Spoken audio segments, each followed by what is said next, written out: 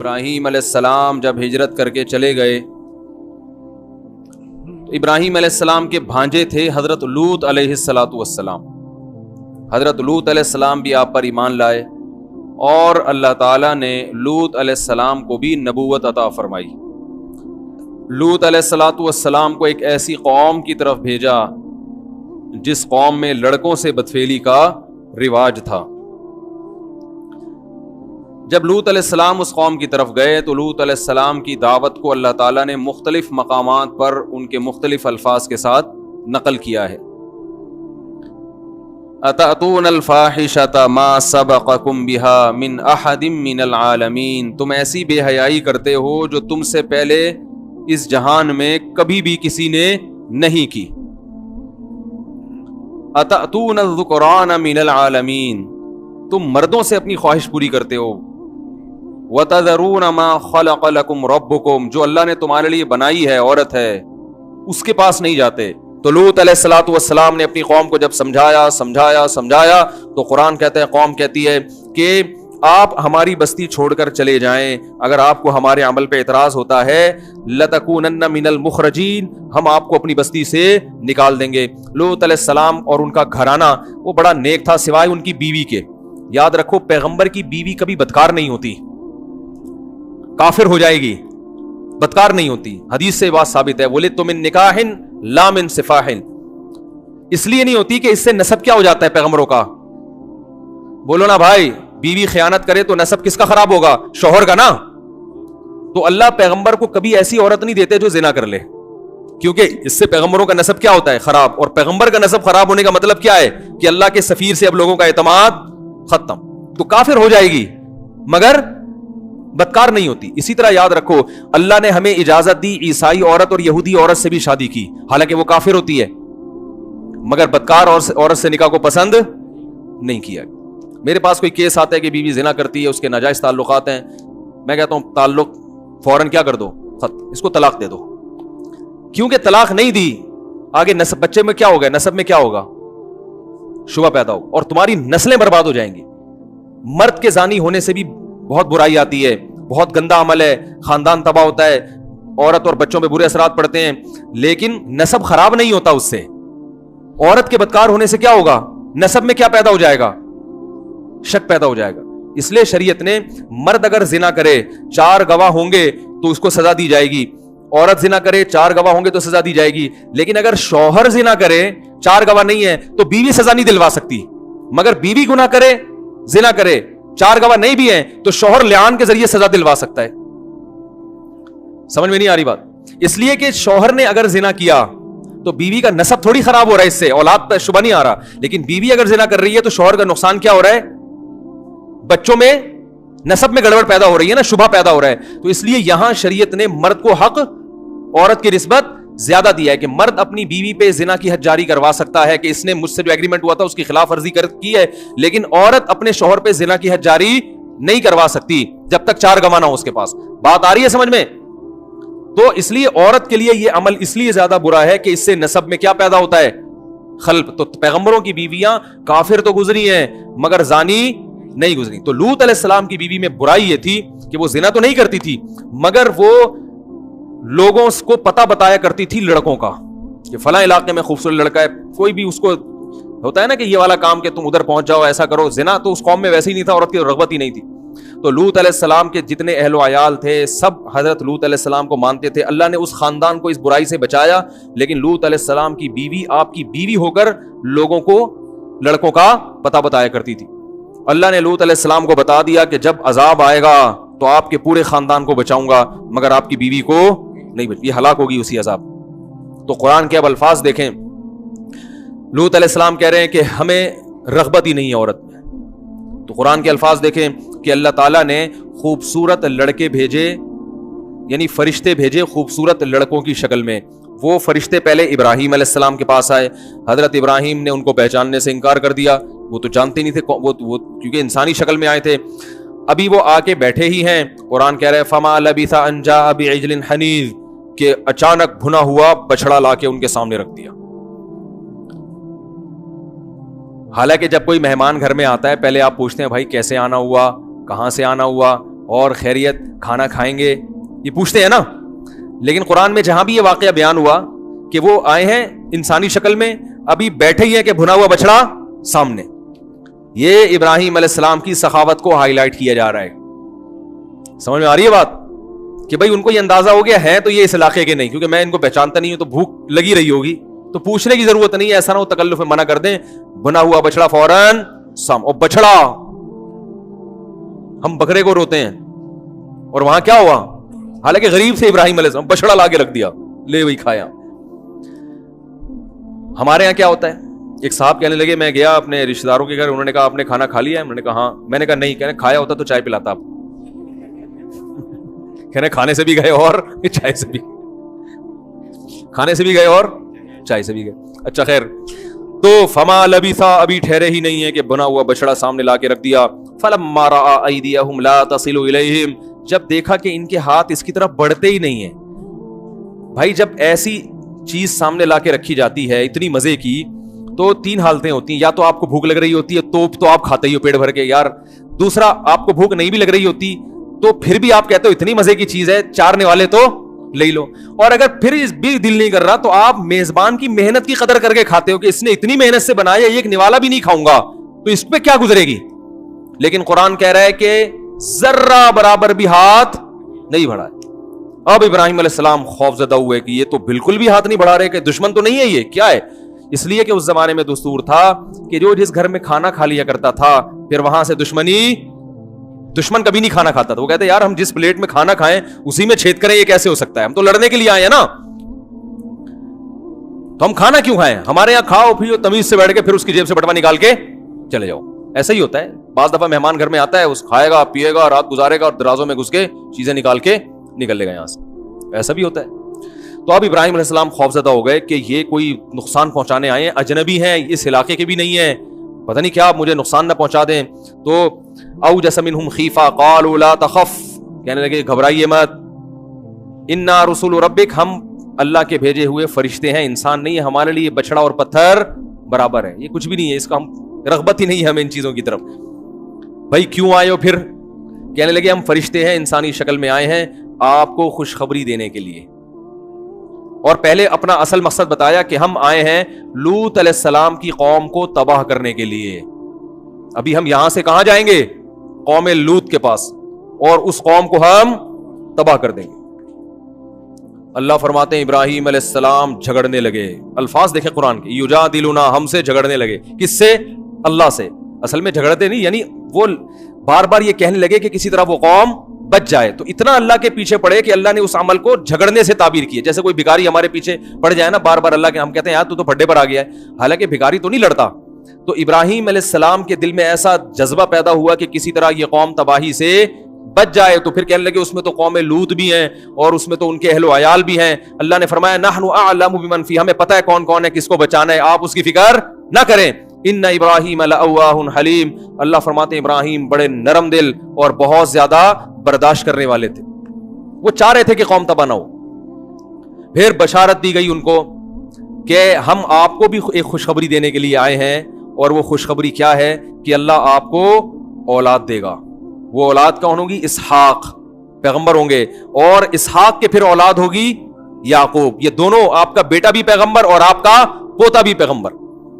اب جب ابراہیم علیہ السلام کو یہ خوشخبری سنائی تو آپ کی جو زوجہ تھیں حضرت سارہ, وہ بوڑھی ہو چکی تھی. وہ بوڑھی ہو چکی تھی جو آپ کی پہلی بیوی تھی. وہ دروازے کے کنارے پہ کھڑی ہوئی تو فسکت وجہہا, انہوں نے اپنا ماتھا ایسے کر کے, جیسے بوڑھی عورتیں نہیں ہائے ناس, اور کہنے کہ یا ویلتا, ہائے بدبختی, ہائے تیرا ناس ہو, ایسے کہتے ہیں نا. ارے ناس ہو تیرا, کیسی باتیں کر رہے ہیں. الیدو, میں بچہ جنوں گی, وَأَنَا عَجُوزٌ, میں بالکل بڈھی ہو گئی, وَهَذَا بَعْلِي شَيْخٌ, اور یہ والا میرا میاں, اشارہ کر کے کہہ, اور یہ میرا میاں جو بوڑھا ہو چکا ہے, یعنی کیسی باتیں کر رہے ہو. تو فوراً فرشتوں نے کہا اَتَعْجَبِينَ مِنْ أَمْرِ اللَّهِ, تمہیں اللہ کے فیصلوں پر اعتراض ہو رہا ہے, تعجب ہو رہا ہے. رحمت اللہ وبرکاتہ علیکم اہل البیت, کہ اے گھر والو تم پر اللہ کی رحمتیں اور بہت ساری برکتیں, تم عام لوگوں کی طرح نہیں ہو, تم نے توحید کے لیے قربانیاں دی, تم نے ہجرت کی ہے بھائی, اور یہ میرے خلیل ہیں, تو تمہارے اعمال ایسے ہیں کہ تمہارے سامنے ایسا ہو جانا یہ کوئی اچنبے کی بات نہیں ہے. تو پھر وہ قوم آئی ابراہیم علیہ السلام کو خوشخبری دے کے. پھر ابراہیم علیہ السلام نے اس خوشخبری کے بعد اللہ تعالیٰ سے کہا کہ وہ قوم کو کیوں ہلاک کر رہے ہیں. اللہ نے فرمایا اعرض عن ھذا، اے ابراہیم اس بات کو چھوڑ دے، انہ قد جاء امر ربک، تیرے رب کا فیصلہ ہو چکا ہے، اللہ اس قوم کو تباہ کرے گا لازم. تو پھر وہ فرشتے سفر کر کے گئے ہیں حضرت لوط علیہ السلام کے. وہ تو ایک دم سے پہنچ گئے ہوں گے، جب آسمان سے نیچے اتنی آرام سے آ گئے تو لوط علیہ السلام کے یہاں چلے گئے. وہ لوط علیہ السلام نے دروازہ کھولا، مہمان آئے ہیں، ان کو بٹھایا.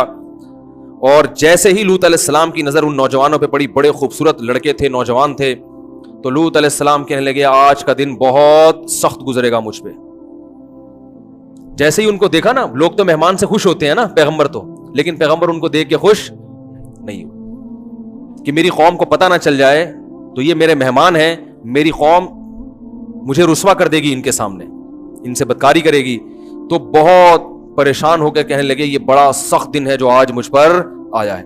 قرآن کہہ رہا ہے وجاء اہل المدینۃ یستبشرون، جو شہر کے لوگ تھے وہ خوشیاں مناتے ہوئے آ گئے. اور لوط علیہ السلام کے گھر کا انہوں نے کیا کر لیا؟ گھیراؤ. اب لوط علیہ السلام پیغمبر جو ہے نا، جو بھی غیرت مند آدمی ہوتا ہے وہ مہمان کے بارے میں بڑی غیرت رکھتا ہے کہ کوئی مہمان گھر میں بیٹھا ہو اس کی عزت کو اپنی عزت سمجھتا ہے. لوگ کہتے ہیں نا بھائی جو بھی کرنا ہو باہر جا کے لڑو، یہ جب تک میرے گھر میں ہے تو میرا مہمان نہیں ہے.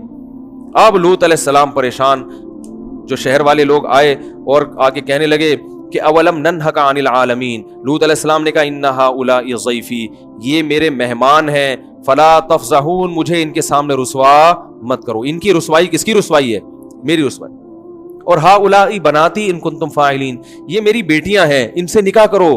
علماء نے لکھا ہے کہ سگی بیٹیاں بھی ہو سکتی ہیں، اور زیادہ غالب یہ ہے کہ انبیاء چونکہ روحانی باپ ہوتے ہیں نا، تو اس حوالے سے اپنی قوم کی بیٹیوں کو انہوں نے کیا کہا؟ اپنی بیٹیاں کا ان سے نکاح کرو تم. تو وہ جواب میں کیا کہنے لگے؟ اولم ننہک عن العالمین ما لنا فی بناتک من حق، آپ کو پتا ہے کہ ہمیں عورت سے نکاح میں رغبت نہیں ہے، کیوں مشورے دے رہے ہو شادی کرو؟ کیوں آپ مشورے دے رہے ہو ہم کو؟ اور دوسرا یہ کہ اولم ننہک عن العالمین، آپ کو پہلے خیال کرنا چاہیے تھا. آپ کو جب ہماری عادت کا پتہ ہے تو یہ بات آپ کو پہلے سوچ لینی چاہیے تھی کہ آپ ایسے لوگوں کو گھر میں داخل، آپ نے ایسے لوگوں کو گھر میں، اتنے خوبصورت نوجوان لڑکے، آپ نے ان کو گھر میں داخل ہونے کیوں دیا؟ اب دیکھو الٹا طنز کس پہ کر رہے ہیں. اور ادھر قدرت کا فیصلہ کیا ہے کہ ان کو گناہ میں مست ہونے دو. علماء نے لکھا ہے کہ کسی علاقے میں اگر گناہ آسان ہو جائے تو یہ اللہ کی رحمت کی دلیل نہیں ہے، بلکہ یہ اس کی علامت ہے کہ اب اللہ نے پکڑنے کا فیصلہ کر لیا ہے. کیونکہ اللہ کی قرآن میں جگہ جگہ آتا ہے سنستدرجہم، ہم جب گناہگار کو پکڑتے ہیں نا تو اس کو مہلت دیتے ہیں، اس کو گناہ اس کے لیے کیا کر دیتے ہیں؟ آسان. پہلے مشکل ہوتا ہے گناہ تاکہ یہ توبہ کر لے، مشکل ہو اس کو گناہ میں، پھر اللہ اس کے لیے کیا کر دیتے ہیں؟ کوئی زنا کرتا تھا اور جناب اس کو یہاں زنا مشکل ہو رہا تھا، اس کا جناب یورپ کے کسی ملک کا ویزا لگ گیا، اب وہاں کوئی پوچھنے والا نہیں، وہ سمجھتا ہے اب عیاشی کروں گا. او بھائی اب تیرے گرد جو ہے نا گھیرا کیا ہو رہا ہے؟ تنگ ہو رہا ہے. تو اتنے خوبصورت نوجوان تو انہوں نے کبھی دیکھے نہیں تھے، تو وہ اتنے خوبصورت نوجوانوں کو دیکھ کر مدہوش ہو گئے اور وہ سمجھ رہے ہیں کہ گناہ کا راستہ آسان ہو رہا ہے، حالانکہ یہ آسانی اللہ اس لیے کر رہا تھا کہ اللہ کی حجت ان پر، بولو بھائی، تمام ہو جائے اور اللہ ان کو پکڑے اس عذاب میں. تو ابھی لوط علیہ السلام کہہ رہے ہیں کہ نکاح کرو، وہ کہہ رہے ہیں، اور نکاح کا مشورہ لوط علیہ السلام کیوں دے رہے ہیں یہ بھی سمجھنے کی چیز ہے. لوط علیہ السلام یہ بھی کہہ سکتے تھے 4 مہینے کے لیے تبلیغ میں نکل جاؤ، کیا خیال ہے؟ خانقاہ ہے وہاں جاؤ، اپنی اصلاح کراؤ. یہ بھی تو کہہ سکتے تھے نا، اللہ اللہ کرو، نمازیں پڑھو، اس سے تمہارے دل میں یہ برائی کیا ہو جائے گی؟ ختم. نہ نہ نہ، یہ نیچرل طریقہ علاج کا. ارے بھائی ایک آدمی غربت کی وجہ سے چوری کر رہا ہے تو اصل کیا ہے کہ حلال طریقے سے اس کا پیٹ بھرنے کا انتظام کر دو تو چوری چھوڑ دے گا نا. بھائی ایک آدمی کو بھوک لگتی ہے، پیسے نہیں ہے روٹی خریدنے کے، وہ جا کے کبھی اس کی روٹی چرا رہا ہے، کبھی اس کی روٹی چرا رہا ہے، آپ اس کو تبلیغ میں بھیج رہے ہیں. تو بھائی اصل یہ ہے کہ اس کو کوئی جاب دلوا دو تاکہ یہ حلال طریقے سے پیٹ بھرے گا. تو 2 پراٹھے جب اپنے پیسوں سے خرید کے کھائے گا تو چوری کا پراٹھا کوئی فری میں بھی دے گا تو پھر تو ہدیے میں بھی کوئی پراٹھا دے گا. تو جب آپ کا پیٹ حلال سے بھر جاتا ہے، پھر اگر کوئی آپ کو بلاتا ہے کہ کھا لیں، آپ کہیں گے بھائی پیٹ بھرا ہوا ہے اور کتنا کھاؤں، یہی ہوتا ہے نا.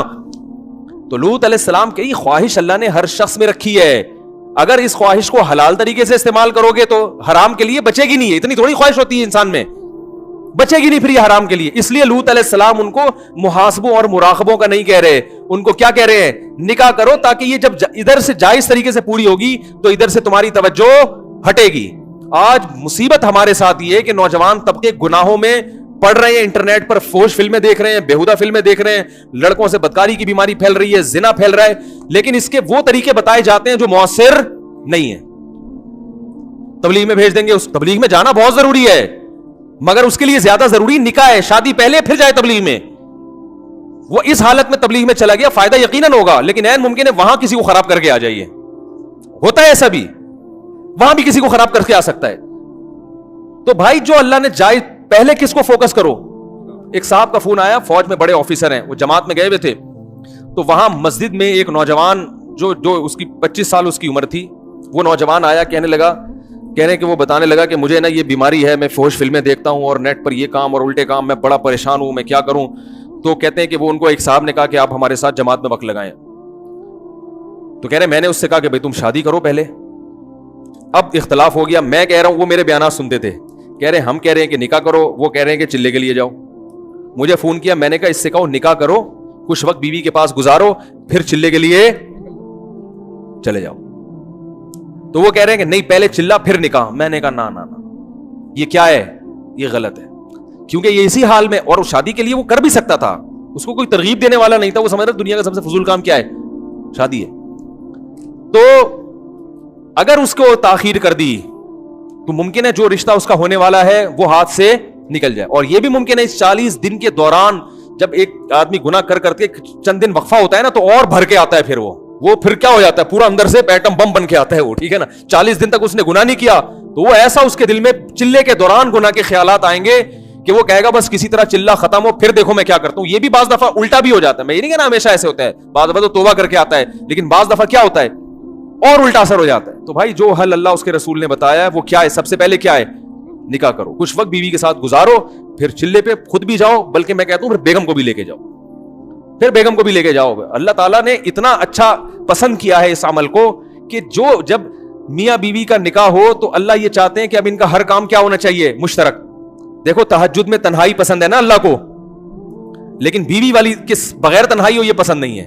حدیث میں آتا ہے اللہ اس شخص کو دیکھ کے ہنستے ہیں جو رات کو آخری حصے میں خود بھی اٹھتا ہے اور اپنی بیوی کو اٹھاتا ہے, وہ نہ اٹھے تو غالباً پانی کی چھینٹیں مارنے کا ہے نا, پانی کی چھینٹیں مار کے اس کو اٹھاتا ہے, اور وہ دونوں ساتھ مصلے پہ کھڑے ہو کر نماز پڑھتے ہیں. اور اس عورت کی کو بھی دیکھ کر اللہ ہنستے ہیں. یہ ہنسنا کنایا, بہت زیادہ خوش ہوتے ہیں کہ جو تہجد کے لیے اٹھتی ہے, اس کا میاں پڑا ہوا ہے تو وہ اس کو بھی اٹھاتی ہے, وہ نہیں اٹھے تو پانی کی چھینٹیں مار کے اٹھاتی ہے, اور وہ دونوں مصلے پہ کھڑے ہو کر نماز پڑھ. حالانکہ تہجد میں تو تنہائی مطلوب ہے نا, اکیلے ہوں, لیکن یہاں جہاں سب سے زیادہ تنہائی چاہیے وہاں بھی اللہ کہہ رہے ہیں بیگم کیا ہونی چاہیے, ساتھ. نہیں یاری بات میرا خیال ہے کیوں. اور قرآن کے الفاظ دیکھو, آج جو ہم نے سورت پڑھی ہے تراویح میں, یوم یفر المرء من اخیہ, یہ ٹیکنیکل باتیں آپ کو سننے کو مل رہی ہیں, ان کی قدر کرو. قرآن کہہ رہا ہے قیامت کا ایسا وحشت والا دن ہوگا کہ انسان اپنے بھائی سے دور بھاگے گا. بھائی کو اللہ نے کیا کہا, بھائی. وصاحب یوم یفر المرء من اخیہ وامہ, اپنی ماں سے بھی دور بھاگے گا. وہ کہے گا بھائی میں اپنے آپ کو بچاؤں, یہ اماں کہاں سے آ گئی ہے, اس مصیبت میں اماں کہیں میری نیکیاں نہ مانگ لے مجھ سے, یہ ڈر ہوگا, بس اپنے آپ کو بچاؤ. تو قرآن کے الفاظ کیا ہیں, یوم یفر المرء من اخیہ, انسان اپنے بھائی سے دور بھاگے گا, وامہ, اپنی ماں سے دور بھاگے گا, وابیہ, اپنے باپ سے دور بھاگے گا, وصاحبتہ, یہاں بیوی نہیں کہا بیوی سے, بلکہ اس سے جس کے ساتھ یہ رہا کرتا تھا. نہیں یاری بات سمجھ میں میرا خیال, حالانکہ رہتا تو بھائی کے ساتھ بھی ہے, رہتا تو باپ کے ساتھ بھی ہے, رہتا تو ماں کے ساتھ بھی, لیکن بیوی کے لیے صاحبہ کا لفظ, صاحبہ کہتے ہیں جو ہمیشہ آپ کے ساتھ رہتی. اس میں اللہ نے بتا دیا کہ عورت کا مقصد یہ ہوتا ہے کہ پھلترو کی طرح چپک گئی ہے اب یہ تمہارے ساتھ. جب شادی ہوتی ہے نا تو مقصد کیا ہے, اب یہ پھلترو کی طرح, اب حج پہ بھی جا رہے ہو تو اس کو بھی لے کے, عمرے پہ جا رہے ہو تو اس کو لے کے, صحابہ میدان جہاد میں جا رہے ہیں تو بیوی کو لے کے جا رہے ہیں. تو یہ شریف آدمی کی علامت ہوتی ہے, کہیں تفریح پہ جا رہا ہے تو بیگم اس کے ساتھ پھلترو کی طرح چپکی ہوئی.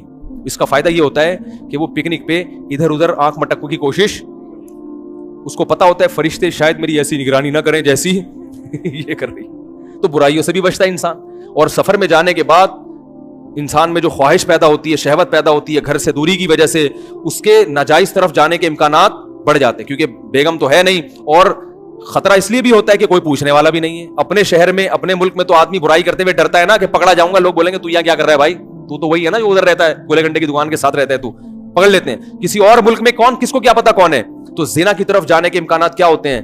तो वहां बेगम अगर साथ होगी तो निगरानी भी टाइट वाली होगी। वैसे फरिश्ते ज्यादा निगरानी करते हैं, एक मैं मिसाल दे रहा था, निगरानी भी क्या होगी, क्योंकि क्लिप बना देते हैं लोग कि इसने बेगम को फरिश्तों से भी ज्यादा आला कह दिया तो कुफर दायरे इस्लाम से खारिज हो गया। तो निगरानी भी टाइट वाली होगी और बुराई के जज्बात भी पैदा नहीं होंगे। समझ रहे हो कि नहीं समझ रहे? तो इसलिए उसको मैंने कहा बेटा इसकी शादी करा दो, और इसको बोले दुल्हन को लेके कहां निकल ले, चिल्ले पे निकल ले। समझ रहे हो कि नहीं समझ रहे? तो लूत अलैहिस्सलाम क्या कह रहे हैं, निकाह करो निकाह, लेकिन वो कौम कह रही है कि हमें रगबत नहीं है। कुरान कहता है लाअम्रुका इन्नहुम लफी सकरतिहिम यामहून, ए मोहम्मद सल्लल्लाहु अलैहि वसल्लम हमें आपकी उम्र की कसम, वो नशे में मदहोश थे, उन्हें पैगंबर की कसम पुरसी और उनकी बेचारगी पे जरा भी तरस नहीं आ रहा था। और इधर लूत अलैहिस्सलाम कह रहे थे लौ अन्न बी कुव्वतन, काश मेरे बाजुओं में ताकत होती, मेरा कोई मजबूत कबीला होता तो मैं आज तुमसे इंतकाम लेता, मैं कमजोर हूं, कुछ नहीं कर पा रहा। मैं कबीला भी अल्लाह की बड़ी नेमत है भाई, खानदान बड़ा होना भी अल्लाह की नेमत। वो तो हिजरत करके आए थे ना लूत अलैहिस्सलाम, इसलिए वहां कोई बड़ा खानदान ही नहीं था उनका। तो जब अल्लाह ने लूत अलैहिस्सलाम की ये हालत देखी, देखो अल्लाह भी कैसा आजमाते हैं अपने बंदों को। अल्लाह पहले ही लूत अलैहिस्सलाम को बता देते, इतना परेशान होने से पहले बता देते कि ये क्या है, फरिश्ते ये लड़के थोड़ी हैं, लेकिन अल्लाह ने नहीं बताया क्योंकि अल्लाह भी अपने बंदों को आजमाते हैं, थोड़ा सा उनको तड़पने देते हैं, तड़पने दो थोड़ा सा इनको। तो अब जब परेशान हुए तो फिर अल्लाह ने फरिश्तों को इजाजत दी कि अब अपना राज फाश कर दो। फरिश्तों ने कहा या लूत इन्ना रसूलु रब्बिक, ए लूत हम तेरे रब के भेजे हुए फरिश्ते हैं, हम नौजवान लड़के नहीं है, लन यसिलु इलैक, ये हरगिज तेरी तरफ नहीं पहुंच सकते, ये आ ही नहीं सकते यहाँ। बहुत ताकत दी अल्लाह ने हमें, ये तो हम इस रूप में आए हैं, हमारी ताकत का अंदाजा नहीं हो रहा। हमें अल्लाह ने ये ताकत दी है कि हम एक हाथ पे इस जमीन को उठा के उल्टा दे के पटक दें। फरिश्तों को अल्लाह ने बड़ी ताकतें दी हैं। अब करना क्या है, फासरी बी अहलिका बिक़ित्इन मिनल लैल, रात के थोड़े से हिस्से में इस घर में आपके जितने अहलो आयाल, बच्चे और वालिदैन जो भी होंगे, इन सबको लेके आप निकल जाएं। होगा क्या, घेराव है, अल्लाह इनकी आंखें अंधी कर देगा, इनको आप बाहर निकलते हुए नजर नहीं आएंगे। और ये इसी तरह खुशियां मनाते रहेंगे, ये यस्तबशिरून है ना, ये खुश रहेंगे हालांकि आप घर से बाहर जा चुके होंगे, सिर्फ हम घर के अंदर होंगे, ये इसी तरह खुशियां मना रहे होंगे, इनको आप बाहर जाते हुए नजर नहीं आओगे। और दूसरी बात क्या है, लूत अलैहिस्सलाम इतने परेशान थे ना कि फरिश्तों ने कहा कि जैसे ही सुबह सादिक होगी तो ये सुबह सादिक इन पर क़यामत बन के नाजिल होगी और इनके लिए अजाब का पैगाम लेके आएगी। लूत अलैहिस्सलाम इतने तंग हो चुके थे कि वो परेशान थे कि सुबह सादिक में कहीं ज्यादा वक्त तो नहीं है, तो बहुत टाइम हो जाएगा, उस दौरान ये कुछ कर ना लें। तो वो फरिश्तों ने कहा इन्ना मौइदहुमुस सुब्ह अलैसा सुब्हु बिक़रीब, इनसे जो वादा किया है ना अल्लाह ने अजाब का, वो सुबह का वादा किया है, क्या सुबह करीब नहीं है? आप झांक के देखें, सुबह सादिक का वक्त अभी आने ही वाला है। ये तो पूरी रात इनसे जो बहस मुबाहिस हुई, इसमें रात का बहुत हिस्सा गुजर चुका है, सुबह सादिक का वक्त बस आना ही चाहता है। कुरान कहता है हाँ, और ये कहा वला यल्तफित मिनकुम अहदुन, पीछे मुड़ के नहीं देखना है। आप अपनी कौम को बता दें जो ईमान लाएं कि अजाब आएगा, लेकिन आप इस बस्ती से दूर भागें। अजाब आएगा लेकिन आपने पीछे मुड़ के नहीं देखना है कि आ रहा है कि नहीं आ रहा। अल्लाह के अजाब को अपनी आंखों से नहीं देखना। और फिर बता दिया कि आपकी बीवी भी आपके साथ जाएगी, लेकिन वो पीछे मुड़ के देखेगी, क्योंकि उसको शुबा है ना कि पता नहीं आ रहा है कि नहीं आ रहा। जो ईमान वाले हैं वो कहेंगे कि जब पैगंबर ने बता दिया कि अजाब आ रहा है और मना कर दिया पीछे देखने से, तो बस मत देखो, यकीन कर लो कि अजाब आ रहा है। वो तो पैगंबर की बात पे यकीन करेंगे ना। लेकिन जिसके दिल में शक होगा वो कहेंगे एक दफा थोड़ा सा गर्दन घुमा के देख लो कि ऐसे ही तो नहीं भाग रहे बिला वजह, कुछ हो भी रहा है कि नहीं हो रहा। तो बीवी है वो तो साथ तो रहेगी वो शौहर के, तो वो इस नियत से निकल आई कि भाई जहां शौहर जा रहे हैं मैंने भी वहीं रहना है। लेकिन वो फिर उसने क्या किया, पीछे मुड़ के देखा कि अजाब आ रहा है कि नहीं आ रहा। जैसे ही पीछे मुड़ी है, एक पत्थर उसके भी सर पे आके लगा और वो भी वहीं हलाक हो गई। अल्लाह कहते हैं ऐसी पत्थरों की बारिश बरसाई है मुसव्वमतन इंद रब्बिक, वो एक एक पत्थर पे लिखा हुआ था कि ये किसके सर पे जाके लगेगा। और फिर क्या किया है, पत्थरों की बारिश होने के बाद फरिश्तों ने उस जमीन को उठाया। कुरान कह रहा है फजालना आलियाहा साफिलाहा, क्या अजीब अल्फाज हैं, कुरान की बलागत है। फरमाया हमने जमीन के ऊपर के हिस्से को नीचे कर दिया, ऐसा जल्जला आया कि सब हलाक हो गए। और फिर अल्लाह ने कुरान में जब ये आयतें नाजिल की तो कुरान में बताया कि वइन्नकुम लतमुर्रून अलैहा, کہ تم جب تجارتی سفر کے لیے شام اور دوسرے علاقوں کے لیے جاتے ہو تو لوط علیہ السلام کی بستی کے کھنڈرات آج بھی تمہارے قریب سے گزرتے ہیں. آج تک اس بستی کے کھنڈرات کے نشانات میں نے باقی رکھے ہوئے. پوری قوم کو اللہ نے ہلاک کر دیا. اور لوط علیہ السلام اس قوم سے کہتے تھے انی لعملکم من القالین, تم جو یہ گندا عمل کر رہے ہو گواہ رہنا اس پر کہ میں اس عمل پہ خوش نہیں ہوں. اس سے پتہ چلتا ہے کہ جب آپ برائی دیکھیں تو برائی اگر آپ چھڑوا نہیں سکتے تو کم از کم برات کا اعلان کر دیں کہ بھائی یہ آپ کا ہیڈک ہے, ہم اس عمل کو پسند نہیں کرتے.